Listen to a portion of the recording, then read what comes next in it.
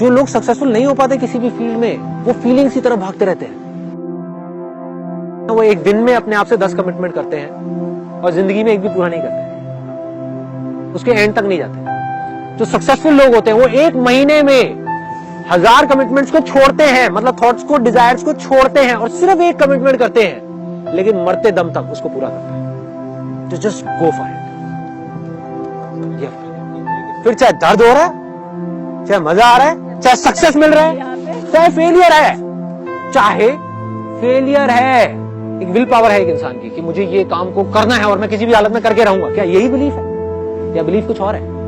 For example, आपके अंदर Dzire है, बहुत जबरदस्त डिजायर है कि मुझे ना ऑपरेशन करना है एक पेशेंट का, जा करके अभी किसी हॉस्पिटल में। दूसरी तरफ एक डॉक्टर है जो अभी अभी अपना MBBS करके निकला है, उसका भी एक डिजायर है कि मुझे ऑपरेशन करना है। तीसरी तरफ एक सर्जन है जिसको 15 साल का एक्सपीरियंस है, उसके अंदर कोई डिजायर नहीं है। तीनों जाकर के ऑपरेशन करते हैं। किसका ऑपरेशन सक्सेसफुल होने के चांसेस ज्यादा है? यही belief. Belief is nothing, belief is knowledge and experience. बस लोग कहते हैं ना विश्वास करो, विश्वास करो, विश्वास करो। किस पे विश्वास करे भाई? भगवान पे विश्वास करे? एक्सपीरियंस किया कभी भगवान को? तो कैसे विश्वास करे? एक्सपीरियंस कर लिया तो नहीं भी कहोगे तो विश्वास हो जाएगा। तो बिलीफ को स्ट्रांग करने का क्या तरीका है? कर्म किए जा भाई। जो गीता में लिखा है हमको समझ नहीं आ रहा, लोग उसका मतलब ये निकाल रहे हैं कि इसका मतलब फल नहीं मिलेगा। ये नहीं है, ये फल मिलने का ही एक रास्ता है। The more you learn, the more stronger will be your belief. जितना स्ट्रॉन्ग आपका बिलीफ होगा उतने स्ट्रॉन्ग आप होगे, उतने स्ट्रॉन्ग आपका माइंड होगा, उतनी स्ट्रॉन्ग आपकी बॉडी होगी। जितने स्ट्रॉन्ग आप बनते चले जाओगे उतनी ही बड़ी सक्सेस होगी।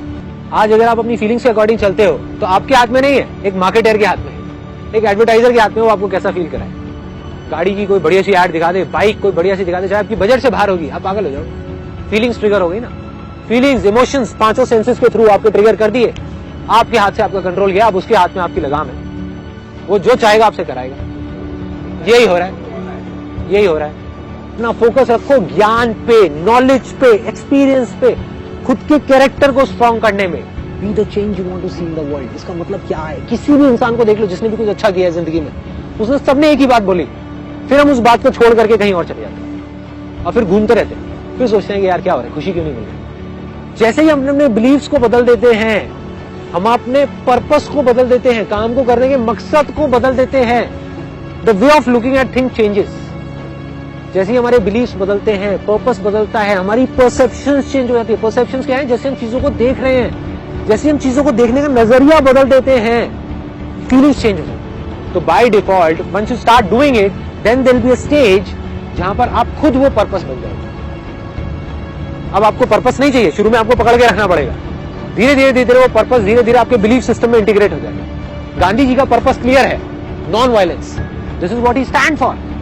Look at any great leader in the history of this world, everybody stood for something which they strongly believe in. वो बिलीव क्या, कहां से बना? वो एक दिन में नहीं बना, पहले उसकी शुरुआत हुई पर्पस से। वो पर्पस ही उनका गोल बन गया, वही बिलीव बन गया, वही जिंदगी बन गई, वही वो खुद बन गए, और ऐसे ही वो दुनिया बदल गई। Gandhi ji and non violence is inseparable. आप इन दोनों को अलग नहीं कर सकते। If your purpose becomes your believe, then your body and mind will follow. वो पर्पस, वो बिलीव आपकी बॉडी से, आपके माइंड से ऐसे ऐसे काम कराएगा, आप हिल जाओगे देखकर। आप कहोगे भाई ये हो क्या रहा है। और अगर वो पर्पस नेगेटिव हुआ तब भी वो आपसे ऐसे ऐसे काम कराएगा कि और लोग भी और आप खुद भी देख करके हिल जाओगे कि ये कार्य क्या रहा है। सब कुछ आने दो, एक्सेप्ट ग्रेसफुली, एक्सेप्ट। चाहे सक्सेस हो या फेलियर हो, चाहे सक्सेस मिले या फेलियर मिले, उसे छोड़ते जाओ।